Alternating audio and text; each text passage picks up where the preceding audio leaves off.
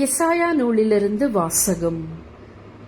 அதிகாரம் 55, வசனங்கள் 10-12 முடிய.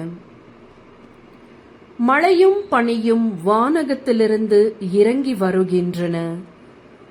அவை நிலத்தை நினைத்து முளை அரும்பி வளரச் செய்து விதைப்பவனுக்கு விதையையும் உண்பவனுக்கு உணவையும் கொடுக்காமல் அங்கு திரும்பி செல்வதில்லை.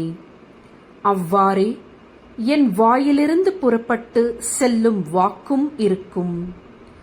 அது என் விருப்பத்தை செயல்படுத்தி எதற்காக நான் அதை அனுப்பினேனோ அதை வெற்றிகரமாக நிறைவேற்றாமல் வெறுமையாய் என்னிடம் திரும்பி வருவதில்லை.